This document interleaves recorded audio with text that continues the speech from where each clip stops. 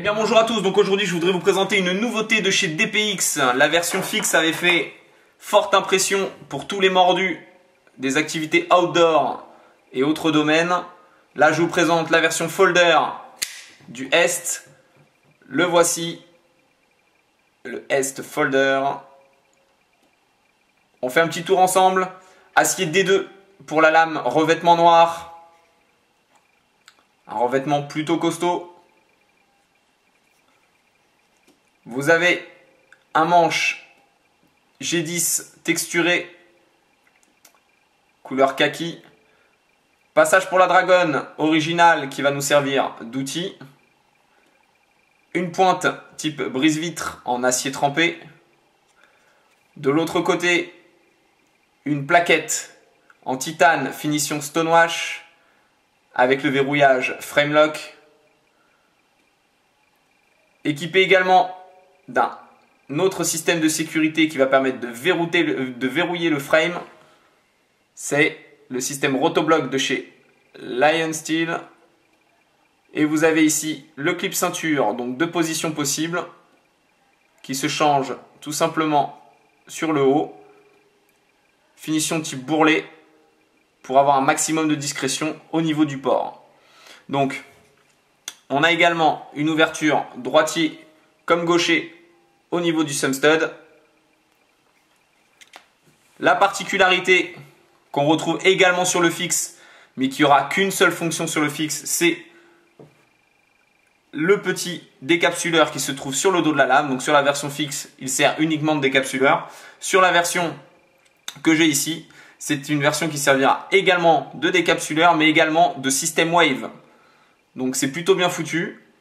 C'est très simple, la poche vient tout simplement s'accrocher à l'intérieur du décapsuleur et l'action de la lame suffit pour s'ouvrir et se verrouiller.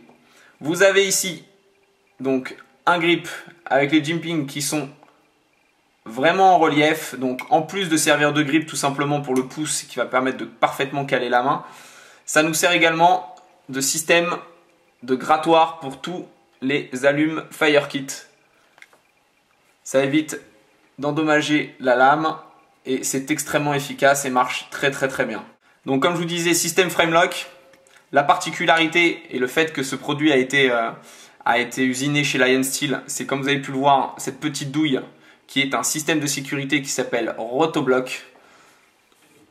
Donc ça va permettre, une fois le couteau ouvert, une fois que le Framelock est engagé, vous faites pivoter ce petit anneau qui va venir verrouiller le Framelock. Et à partir de là, vous avez un couteau qui est parfaitement sécurisé, qui ne peut plus se désengager. Vous avez la fonction d'un couteau fixe. Donc un système ingénieux, résistant et bien pensé. Voilà.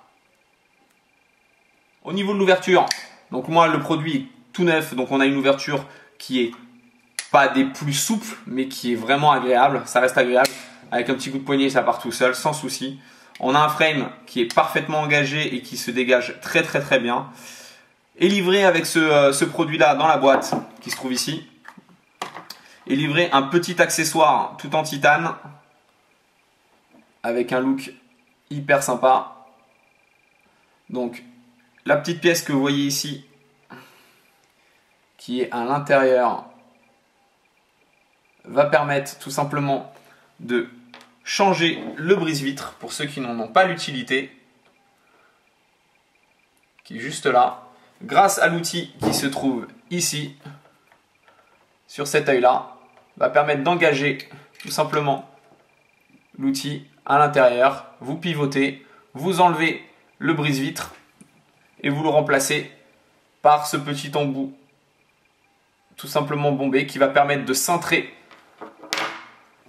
le clip ceinture. Je ne pense pas que ce soit un outil qui soit le plus idéal dans une version EDC, dans certaines activités toutes simples dans la vie de tous les jours.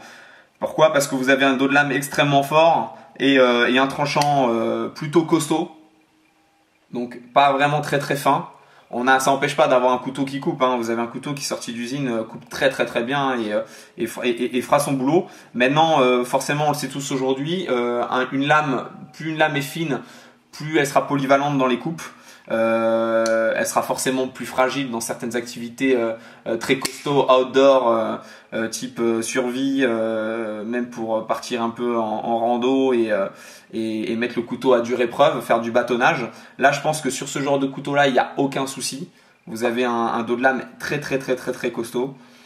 Même pour certains militaires qui cherchent vraiment le pliant à avoir sur le terrain, pourquoi pas.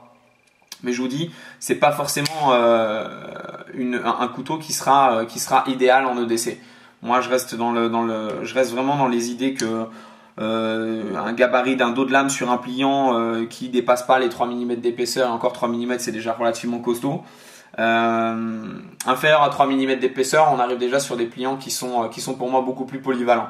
Maintenant, là, ici, on a une très belle pièce. Donc, pour tous les mordus de couteaux relativement imposants, on a beau avoir un dos de lame très fort, une plaquette en titane relativement importante et avec un cahier des charges qui pourrait donner l'impression d'avoir un couteau extrêmement lourd. On a un couteau qui est pas extrêmement lourd justement. On a des plaquettes ici qui sont ajourées. On a une plaquette complètement ajourée à l'intérieur. Donc ça a été vraiment bien travaillé. On peut voir à l'intérieur justement Lion Steel, Made in Italy. Donc vraiment un très bon outil, du robuste, du costaud, livré avec un petit outil extrêmement sympa qui va vous permettre, grâce à sa découpe, d'avoir accès à pas mal d'outils. Ici, c'est pour régler l'axe. Vous avez d'autres petits moulages qui vont certainement être utiles. Et en plus, il est relativement fun. En termes de comparaison de taille, je vais vous montrer ça tout de suite. On a ici, par exemple, le RAD 3. Donc, qui est très proche en termes de taille. Le Délicat, qui est extrêmement réputé et que tout le monde connaît un petit peu, forcément. Le Paramilli, version numéro 2. Un must aussi. La marque Spyderco, voilà, en termes de taille. Et un petit bonus que je vous montre